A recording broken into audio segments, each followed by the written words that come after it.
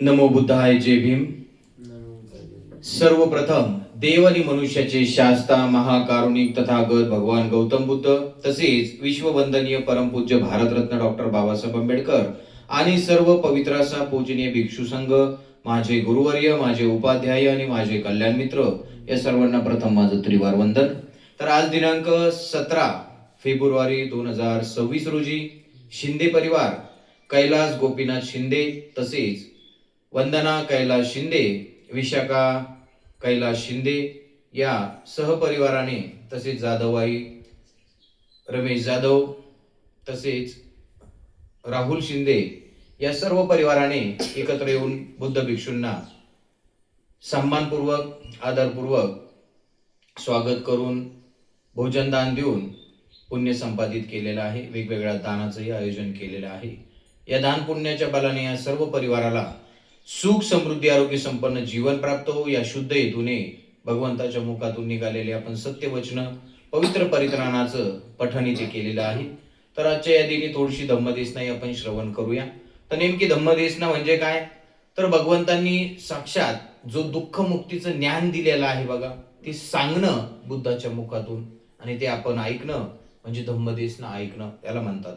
किंवा भिक्षूच्या मुखातून तोच धम्म जे भगवंतांनी सांगितलेलं ज्ञान आपण ऐकणं त्याला म्हणतात धम्मदेशना ऐकणं. मग या धम्मदेशना ऐकण्याचे 5 फायदे बघा भगवंतांनी सांगितलेले, लक्षपूर्वक ऐकायचं आहे. की मग पहिला फायदा काय होतो, तर आपल्याला जे माहित नाही ती माहिती मिळते. की आपल्याला जे काही माहित नाही बघा, की ते माहिती मिळते धम्मदेशना ऐकल्याने.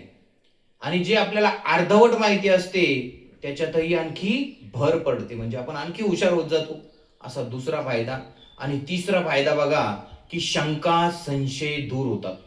म्हणजे आपल्या जीवनात जे काही शंका असतात, की मेल्यानंतर आपलं काय होईल, की असं असते का, तसं असते का, याने असं केलं असेल का, करणी असेल का, भूतपिशाच असेल का, कोणी काही केलं असेल का, जादू टोना, हे ते, या शंका संशय जे काही असेल ते आपलं दूर होते. कधी, जर आपल्याला ज्ञान मिळालं, म्हणजे धम्मदेशना आपण ऐकत ऐकत बुद्धांनी सांगितलेलं ज्ञान आपण समजून घेतलं, तर या शंका आणि संशय दूर होतात. असा तिसरा फायदा आपला होतो. आणि चौथा फायदा, आपला दृष्टिकोन बदलतो.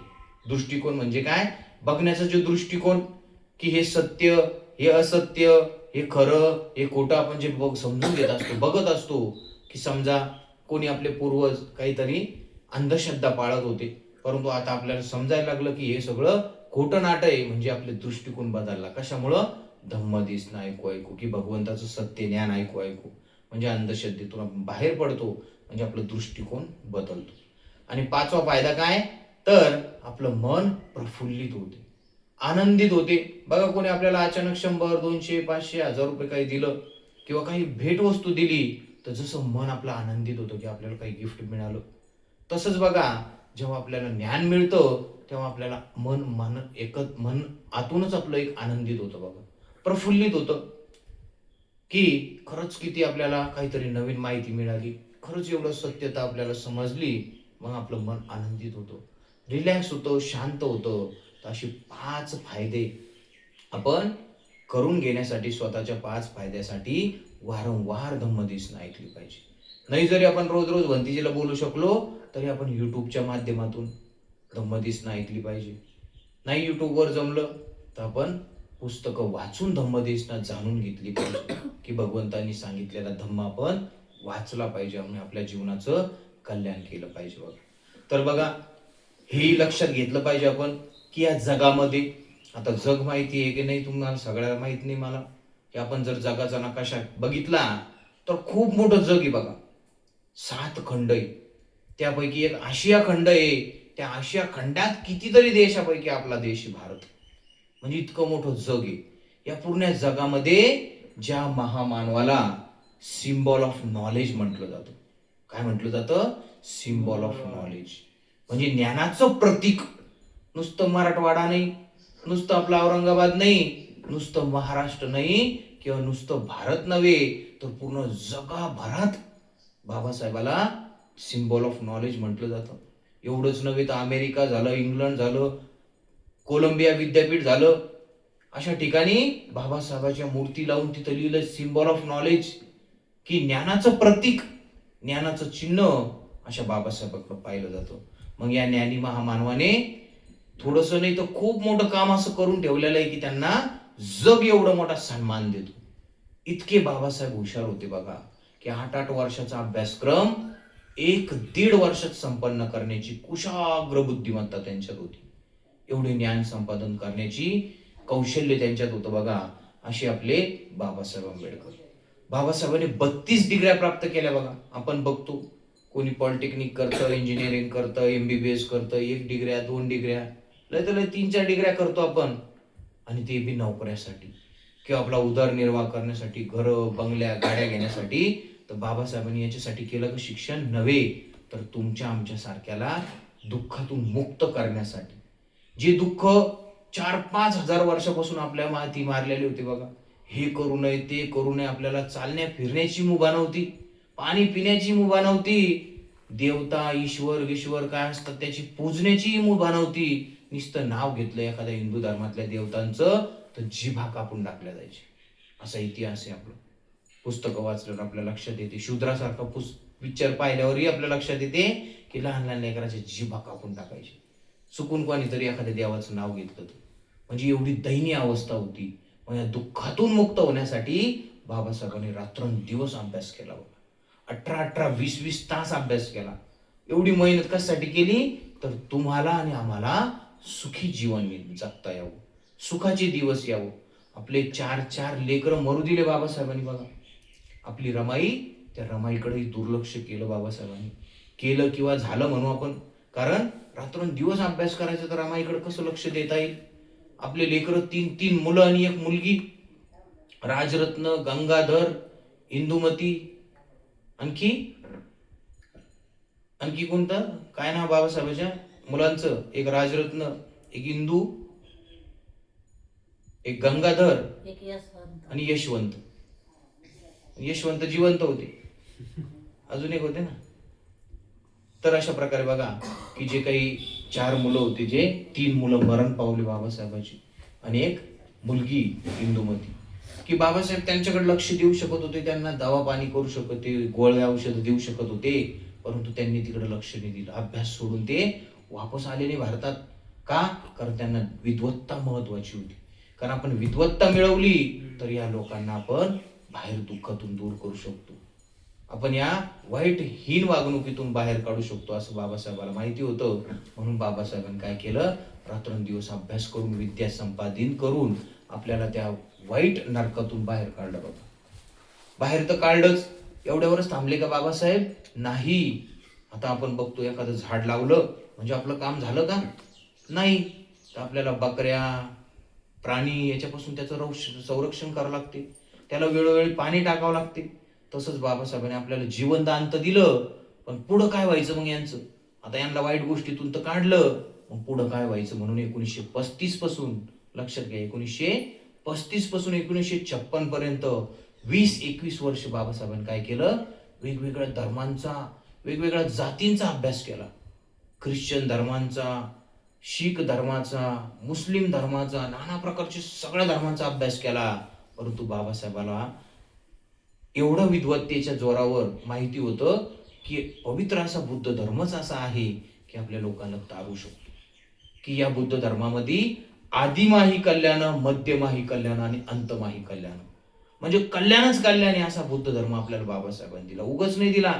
बाबासाहेबांना माहिती होतं की भविष्यातही यांचं कल्याण झालं पाहिजे, की नुसतं आपण झाड लावून मोकळं होतो का नाही, तर त्याचं आपण निगा राखावं लागते, आपल्याला वेळोवेळी पाणी द्यावं लागतं, त्याला संरक्षण द्यावं लागतं, तेव्हा ते मोठं झाल्यावर फळ आपल्याला देतं.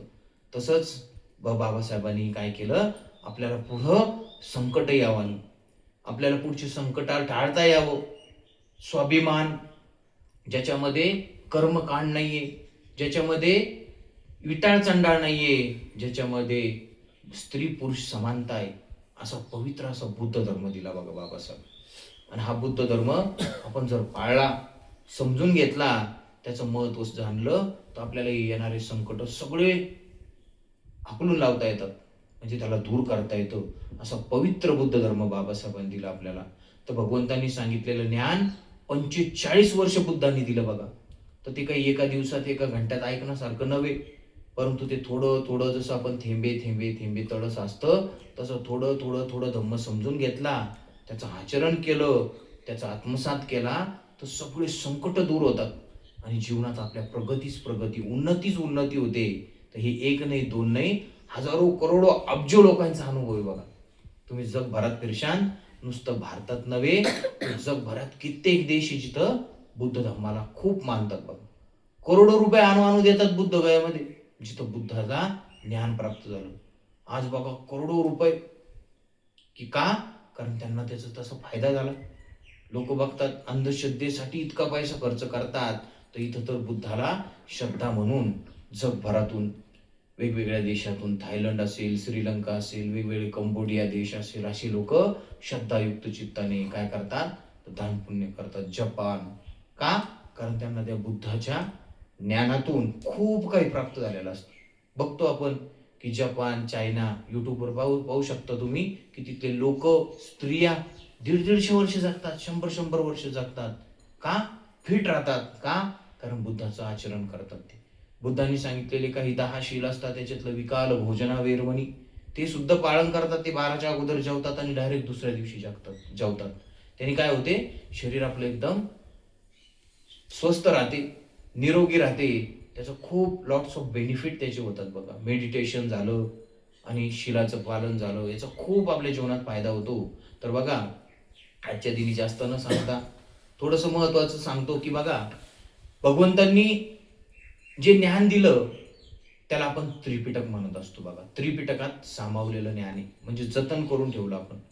तर त्रिपिटक कोणतं? सुत्त पिटक, विनय पिटक आणि अभिधम्म पिटक.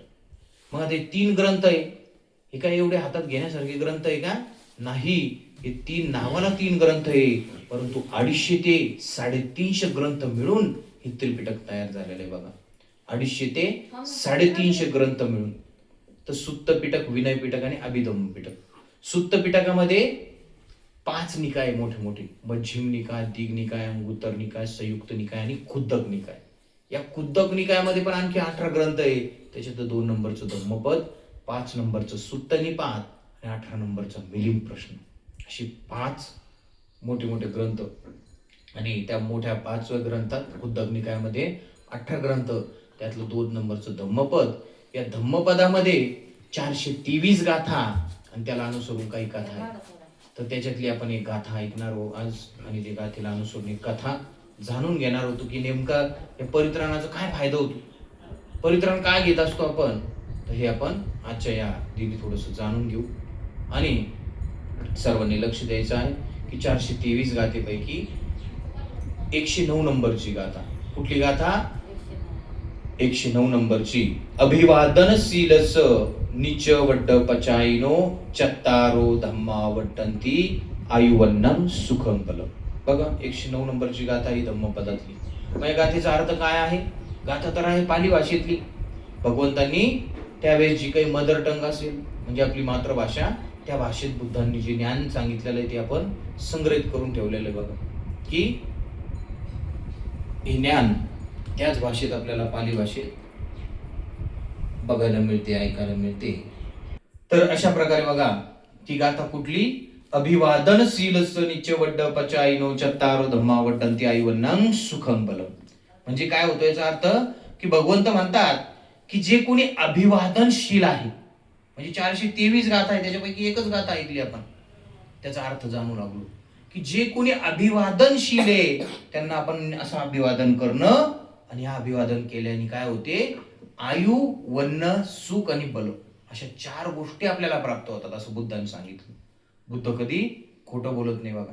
आणि बुद्धांचं तत्वज्ञान सत्य, सत्य आणि सत्याशिवाय दुसरं काहीच नाही. तुम्ही जगात कुठेही घेऊन जा, जसं अग्नी बघा, अग्नी तुम्ही अमेरिकेत घेऊन जा किंवा अंटार्क्टिका खंडात घेऊन जा किंवा पाकिस्तानला न्या, तिचा गुणधर्म बदलतो का? जसं आहे तसंच राहणार, ती तुम्हाला उष्णताच देणार. पाणी तुम्ही कुठेही घेऊन जा, मराठवाड्यात न्या, बीडमध्ये न्या, जालन्याला न्या, अमेरिकेत न्या, पाकिस्तानला न्या, अंटार्क्टिका खंडावर न्या, पाण्याचा गुणधर्म तोच राहणार, थंड. तसंच आपला बुद्ध धर्म आहे बघा. तुम्ही जगात कुठेही जा, ते तत्वज्ञान जसंच तसं मिळेल तुम्हाला, असा पवित्र असा बुद्ध धर्म बघा. तर अशा प्रकारे या गाथेतून म्हणजे भगवंतांनी सत्य, सत्य आणि सत्याशिवाय दुसरं काहीच सांगितलेलं नाहीये. म्हणून आपल्या ज्ञानीतल्या ज्ञानी माणसाने बुद्धच धम्म का निवडला? कारण ते एवढं सत्य आहे बघा, आणि ते आपल्यासाठी कल्याणकारी. अज्ञानी लोक की लोकांना अजून माहिती नाहीये. कारण जेव्हा नवीन गोष्ट निघते बघा, नवीन मोबाईल असेल, नवीन गाडी असेल, नवीन काही गोष्टी असेल, ती लोकांना माहिती नसते. मग हळूहळू हळूहळू की आयफोन मोबाईल चांगला आहे बाबा, मग सगळे घ्यायला लागतात. हळूहळू त्यांना माहिती होते, मग या मोबाईल खरंच चांगला आहे, याचं व्हिडिओ चांगले येतात, याचं असं येतं तसं येतं असं. तसंच हा बुद्ध धर्म आहे बघा, की आपल्याला जास्त दिवस नाही झाले, फक्त 2-3च पिढ्या झाल्या भारतामध्ये. बाबासाहेबांनंतर 2-3च पिढ्या झाल्या, तर आज आपलं घरदार बघा, की आपल्याला गावाच्या बाहेर राहावं लागायचं. स्वतःचं घर घेता येत नव्हतं. नियम होता तसा. विकत स्वतःचं घर घेता येत नव्हतं. पैसा जतन करून ठेवता येत नव्हता. म्हणजे किती दयनीय अवस्था होती आपल्याला, की आपल्याला खाण्यापिण्यासाठी मोहताज होतो आपण. आपली सावली चालत नव्हती. चालता चालता आपली सावली जमिनीवर पडावं नाही म्हणून अंधारात फिरावं लागायचं आपल्या लोकांना, किंवा कडक उन्हात जेव्हा सावलीच पडणार नाही, अशी दयनीय अवस्था. आणि एवढं झालं, एवढं करून पण तुमच्या पायाची पावलं जमिनीवर पडू नये, ठसे उमटू नये, कारण जमीन अपवित्र होईल, एवढे आपल्याला बाट समजलं जायचं. म्हणून आपल्या पाठीला कमरेला झाडू बांधला जायचं. एवढ्यावर बी नाही तर आपली थुंका सुद्धा चालत नव्हतं जमिनीवर. प्राण्याचा थुंका चालायचा पण आपला चालत नव्हता. त्यांची घाण चालत होती पण आपली घाण म्हणजे आपला थुंका सुद्धा जमिनीवर चालत नव्हता. म्हणून गाडगं बांधलं जायचं. म्हणजे इतकी दयनीय अवस्था होती बघा, की आपल्या या भारतामध्ये. आणि याच्यातून बाहेर कोणी काढलं आपल्याला? बाबासाहेबांनी. आणि बाबासाहेबांनी आपल्याला पवित्र असा बुद्ध धर्म असा दिला, की जो सगळीकडं सत्य सत्य आणि सत्यच आहे बघा. मग असा ही जी सत्यवचन आहे की भगवंतांनी सांगितलेली गाथा, याचा अर्थ काय आहे? की जे कोणी अभिवादनशील असतं त्यांना आपण अभिवादन केल्याने 4 गोष्टी प्राप्त होतात. मग कोणत्या? आयु, वर्ण, सुख आणि बल. मग अभिवादन कोणाला करतो आपण? आपली आजी आजोबा, आपले आई वडील. कोणाला अभिवादन केलं पाहिजे? कोण असतं अभिवादनशील? की आपले आई वडील ज्यांनी आपल्याला जन्म दिला. एवढंच नव्हे तर आपली आजी आजोबा, काका काकू, जे ज्ञानी लोक असतात आपल्या समाजात, त्यांचं आपण अभिवादन केलं पाहिजे. आणि करतही असतो आपण बहुतांश. जे भीम म्हणतो मोठ्या माणसाला, मित्रांना, याला त्याला, म्हणजे एक प्रकारचं अभिवादन करतो. एवढंच नाही तर सणासुदीला आपल्या सासूचे पाया पडतो, आजी आजोबाच्या पाया पडतो. आपलं कल्चरच आहे तसं. आणि लहानपणापासून आपण ते पाया पडतो, त्यांचा आशीर्वाद घेतो. हजारो लोकांच्या आपण पाया पडतो बघा. आणि त्याच्यातला एक जरी पुण्यवान म्हटला की तू सुखी हो, तुझं कल्याण हो, म्हणूनच आपल्याला पुढं घरदार मिळतो, म्हणूनच आपल्याला चांगलं संसार मिळतो, एक प्रकारच्या चांगल्या गोष्टी प्राप्त होतात, चांगलं शिक्षण, चांगले आई वडील, ह्या काही दुसरं तिसरं नाही तर आपल्याला मिळालेल्या आशीर्वादातून मिळत असते बघा. तर अशा प्रकारे 4 गोष्टी आपल्याला प्राप्त होतात असं बुद्ध सांगतात. आयु, वर्ण, सुख आणि बल आपल्याला प्राप्त होते. मग आयुष्य वाढतं आपल्याला आशीर्वादातून, आशीर्वाद जर घेतलं तर. दुसरं वर्ण, वर्ण म्हणजे आपण सुंदर होत जातो. तिसरं सुख प्राप्त होतं. आता सुख कशाला म्हणतो आपण? की कर्ज असेल तर कर्ज कमी झालं पाहिजे, संपलं पाहिजे, त्याला सुख म्हणतो आपण. भूक लागली तर अन्न भेटलं पाहिजे, त्याला सुख म्हणतो आपण. गरमी होऊ लागली तर हवा लागली पाहिजे, त्याला म्हणतो आपण सुख. पायी चालत असलो तर आपल्याकडे गाडी असली पाहिजे, त्याला आपण सुख म्हणतो. आपल्याकडे धन नसेल तर धन प्राप्त व्हावं म्हणून आपण त्याला सुख म्हणतो. असं सुख सुद्धा आपल्याला प्राप्त होते बघा. आणि चौथं बल प्राप्त होतं. बल म्हणजे काय? घडी घडी आपण आजारी होत नाही, आजारी पडत नाही, असं भगवंताचे वचन आहे. 109 नंबरची गाथा धम्मपदातली, की आपण जर नुसता आशीर्वाद घेतला भिक्षू संघाचं म्हणा, आपल्या आजी आजोबाचं म्हणा, ज्ञानी लोकांचा, तर त्यांच्या आशीर्वादातून आपल्याला 4 गोष्टी प्राप्त होतात. हे बुद्धाचं वचन आहे. मग हे कधी सांगितलं बरं? काही कारण असेल. जेव्हा आपण झाड लावतो तर काही कारण असते, आपल्याला त्याचं फळ पाहिजे असते, सावली पाहिजे असते, प्रदूषण मुक्त व्हायचं असते, काही ना काही कारण असते, तेव्हा झाड लावतो आपण. विनाकारण तर लावत नाही. प्रत्येक गोष्टी काही ना काही कारणाने करतो आपण. ठीक आहे. जसं आजही भंतीजीला बोलवलं, काही ना काही कारण आहे. तसंच मग ही गाथा सांगितली का बरं भगवंतांनी? काय कारण आहे? तर खूप चांगली स्टोरी बघा, लक्षपूर्वक ऐका, की आपल्याला बरेचसे प्रश्न त्याच्यातून सॉल्व्ह होतील आपलं लक्षपूर्वक ऐकलं तर. बघा, भगवंतांनी गाथा कधी सांगितली? की एके समयी भगवंताच्याच काळामध्ये 2 बुद्ध पुत्र होते बघा, बुद्ध भिक्षू, संन्यासी, की ते संन्यास करू लागले, जीवन जगू लागले. आता कोणी ग्रस्त जीवन जगतं, कोणी संन्यासी जीवन जगतं, ज्याला पटलं तसं. कोणाला वाटतं लग्न केल्याशिवाय आपण राहू शकत नाही, मग ते लग्न करून संसार करतात. कोणाला वाटतं काय या संसारात नुसतं दुःखच दुःख, कर्ज फेडा रे, हे करा रे, याला भांडा त्याला भांडा, याची हे त्याचं ते, हे रुसतं ते फुगतं, त्याच्यापेक्षा हे संसारच नको बरं संन्यास जीवन. असं त्या काळातही होतं, आजही आहे बघा. म्हणून त्यावेळेस दोन संन्यासी होते, त्यांनी संन्यास घेतला, एक शामनेर आणि एक भिक्खू. कदाचित की शामनेर कधी इच्छेवर काढू शकतो आणि कधी इच्छेवर घेऊ शकतो बाबा, असा आपल्यामध्ये नियम आहे. आणि भंतेजी झाल्यावर मात्र उपसंपदा केल्यावर मग कायमचं तुम्हाला भिक्षू राहावं लागतं मरेपर्यंत. असे दोन प्रकार असते आपल्यामध्ये. असेच दोन भंतेजी होते, ते लय दिवस भिक्षू राहिले बघा, बऱ्याच दिवस ते भिक्षू राहिले. आणि त्याच्यातल्या एका भिक्षूला, त्या शामनेराला कदाचित वाटलं की बस झाला संन्यास, आता आपणही संसार करू, आपणही लग्न करू, आपणही मूलबाळाला जन्म देऊ. आणि मग त्याने काय केलं तर चिवर काढून टाकलं आणि झाला ग्रस्त. कारण हे शक्य आहे का? हो शक्य आहे. कारण आपल्या बुद्धांनी सांगितलेले नियम आहे. शामनेर कधीही चिवर घेऊ शकतो, कितीही दिवस राहू शकतो आणि शामनेर चिवर काढू शकतो. परंतु तो शामनेर मधून त्यांनी उपसंपादा करून भिक्षू जीवनाचा स्वीकार केला तर तो कायमचा भिक्षूच राहतो. मग मरेपर्यंत त्याला ब्रह्मचर्याचं पालन करावं लागतं, 228 नियमांचं पालन करावं लागते. शामनेराला मात्र 75 नियमांचं पालन करावं लागतं. मग ते शामनेरांनी चिवर काढलं बघा आणि ग्रस्त जीवन झाला.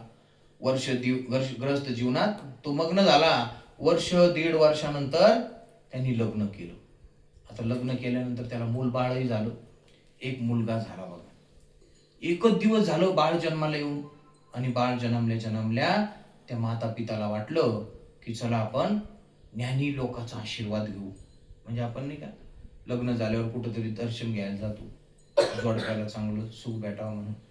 बाळही झाल्यावर दर्शनाला नेतो कुठतरी की त्याला चांगला आशीर्वाद भेटावा म्हणून.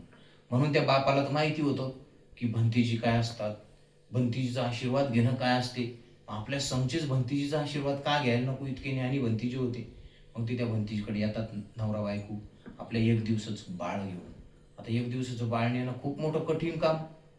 1.25 महिने आपण घराच्या बाहेर काढत नाही समजा, काही इन्फेक्शन व्हावं नाही, विटाळ चंडाळ हे ते काही गोष्टी काही मानतात काही लोक, परंतु इन्फेक्शन बी व्हावं नाही म्हणून आपण काढत नाही. परंतु त्यांनी एवढं मोठा रिस्क घेतलं का? श्रद्धा होती त्यांची की आपल्याला आशीर्वाद गरजेचा आहे भंतीजीचा. आणि एकाच दिवशी पहिल्याच दिवशी ते बाळाला घेऊन भंतीजीकडे गेले, भंतीजीला वंदन केलं, दर्शन घेतलं. आणि भंतीजीला वंदन केल्यानंतर त्या बाळालाही खाली झुकवलं आशीर्वाद द्यायला, आशीर्वाद घ्यायला.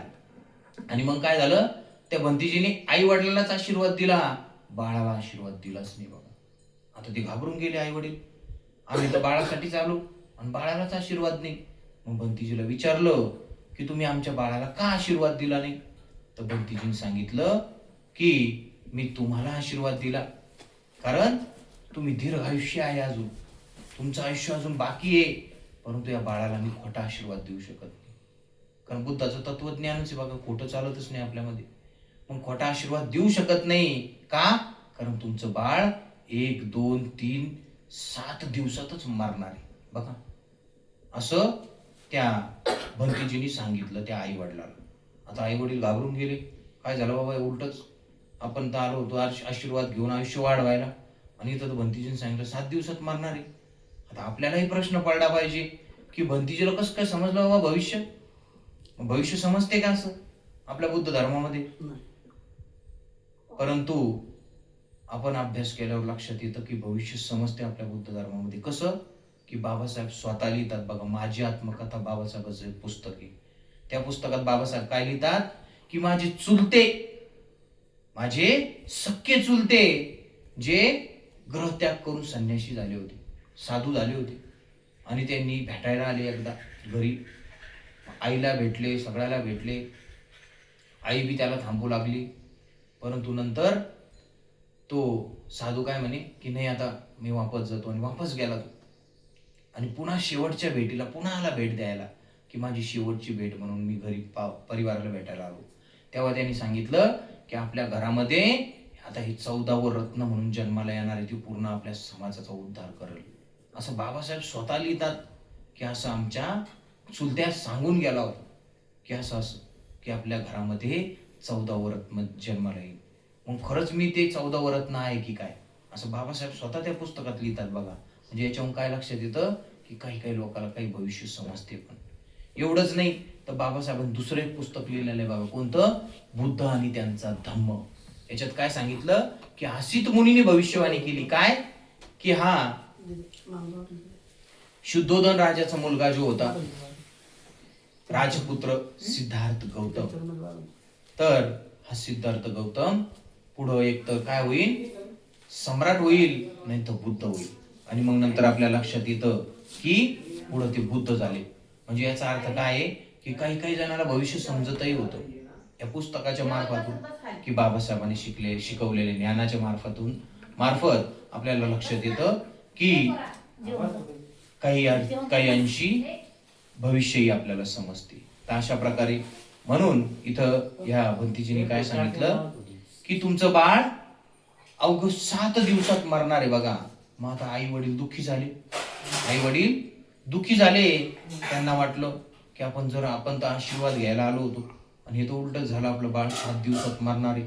मग ते विनवणी करू लागले त्या भंतीजीला की आमची मदत करा, आमच्या बाळाचं आयुष्य वाढायला असं काहीतरी उपाययोजना सांगा. आपणही बघा दुःखी असल्यावर इकडे जाय काहीतरी इलाज करतो, दवाखान्यात जातो किंवा याला त्याला विचारतो.